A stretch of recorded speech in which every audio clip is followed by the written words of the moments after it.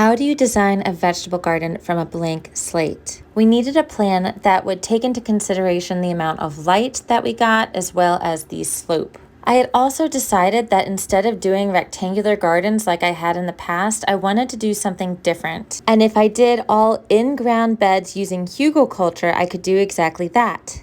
I was inspired by author, artist, and landscaper Mary Reynolds to come up with shapes that were intentional and symbolic. So here is the plan, with 8 symbols that we intentionally chose for how we wanted to enter and feel when working inside the space. The first symbol being the yin and yang, a symbol representing balance. There is no light without dark and no life without death. The Vesica Pisces, an intersection of circles that create an overlap representing the crossover of the physical and spiritual worlds. A circle, which is a designated space for energy and consciousness. The circle surrounds the central point of creation. Concentric circles are extensions of the central point and meaning behind it. The continuation shows how all things are affected by one another. The spiral represents the journey and change of life. It's a passage that can lead to the source and represent the consciousness of nature beginning from its center, expanding outward. Cross symbolizes the point at which heaven and earth meet and the promise of harmony found through the two.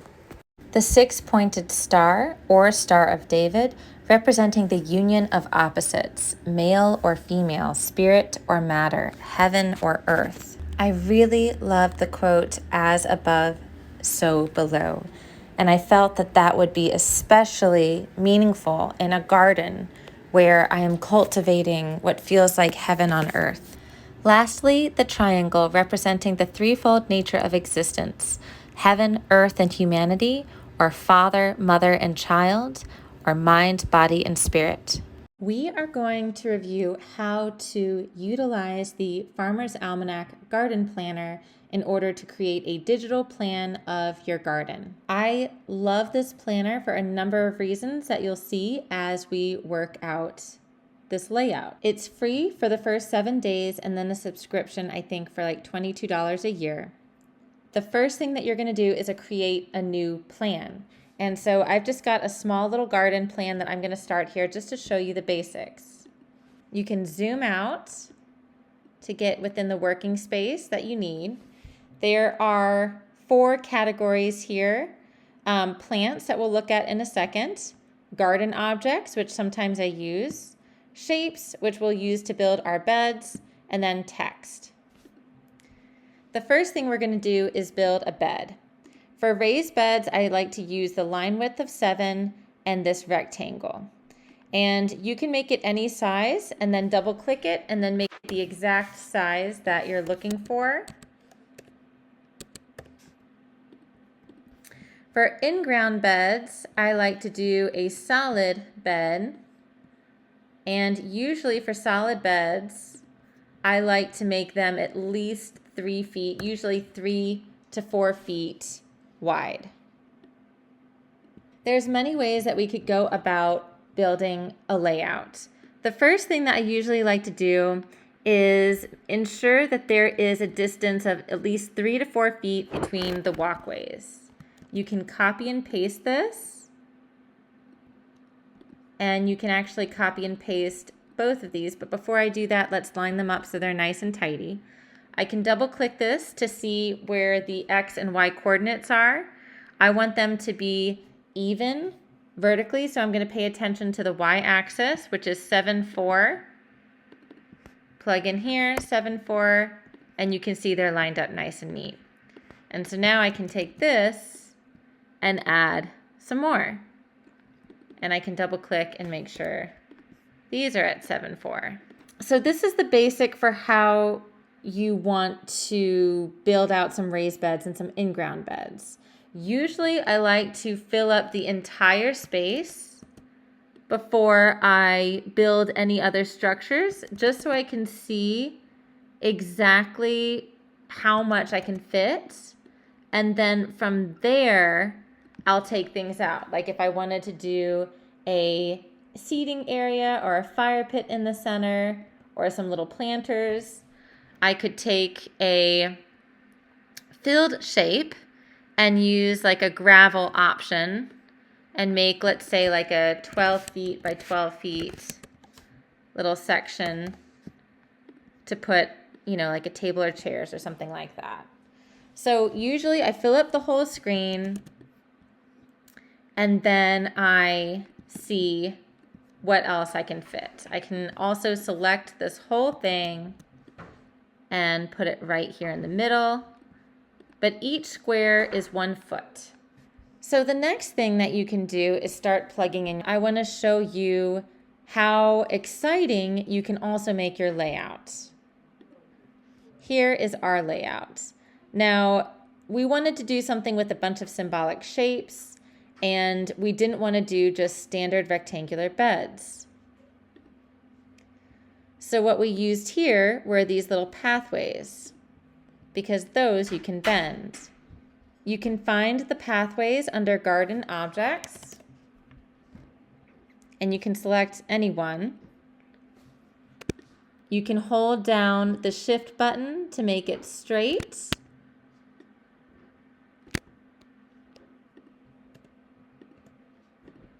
And then you can curve it.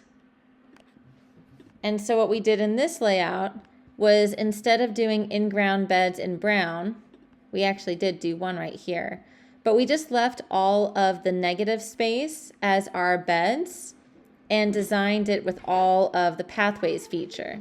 I think it can also be helpful to draw specific lines, like of certain structures that are in place. This right here is our porch, and this is the gravel line next to our house.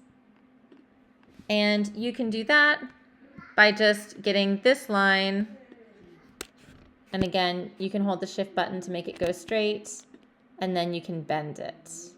And this would be helpful if you were not doing the rectangular boxes or irregular beds. What's also nice about this is that you can hover over it and see how big it is. So if you needed edging, you would know your measurement right there. Or if you needed a soil measurement or materials for an in-ground bed, you could hover over it and see your measurements right there. So you could calculate exactly what you need based on these measurements. The next thing that we can do is plug in plants.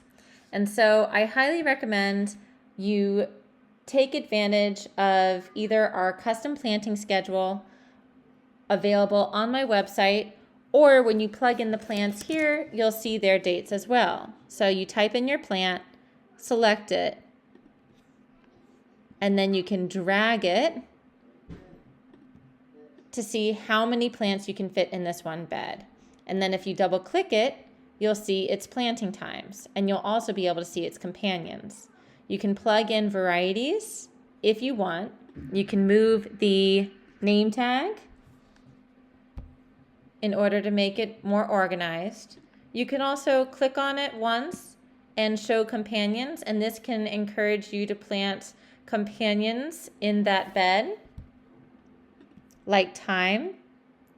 I usually recommend planting trailers on the front of a bed where you're going to see it. You can also do flowers in the corners of your beds, but I do try to plant most of my vegetables in the middle.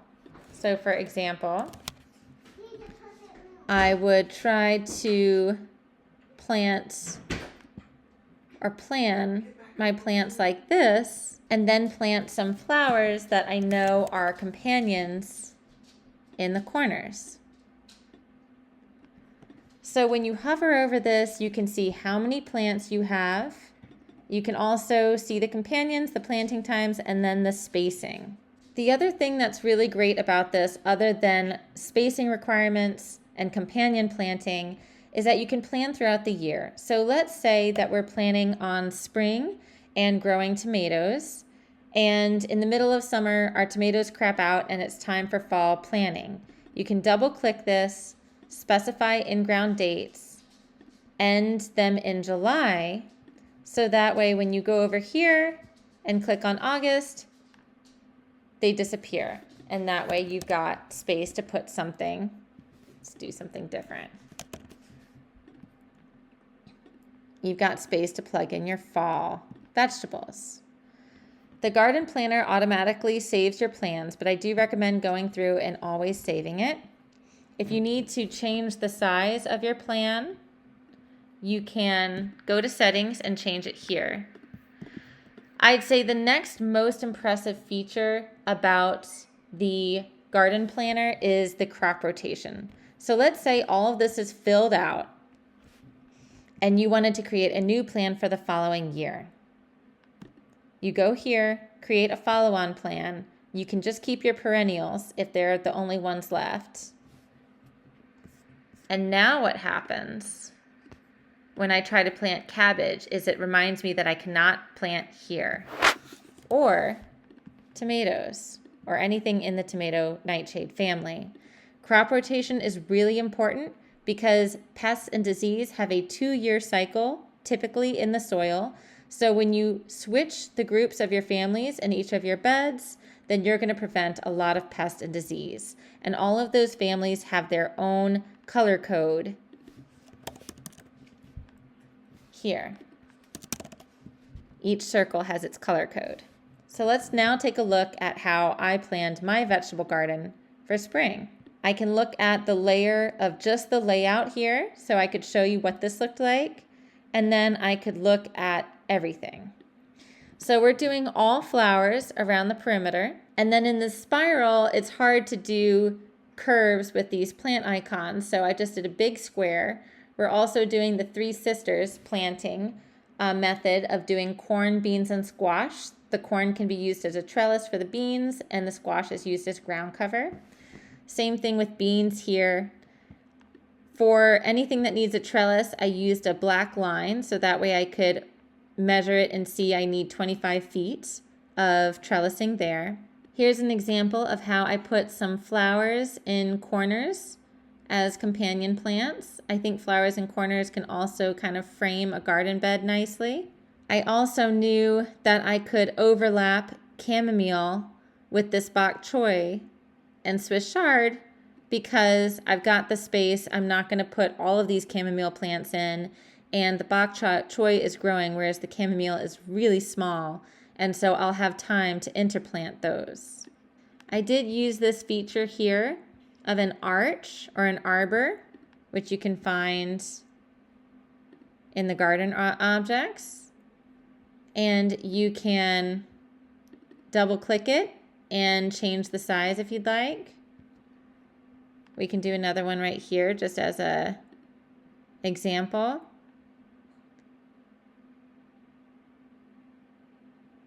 And I actually was thinking about doing a big tunnel here for squash in the future.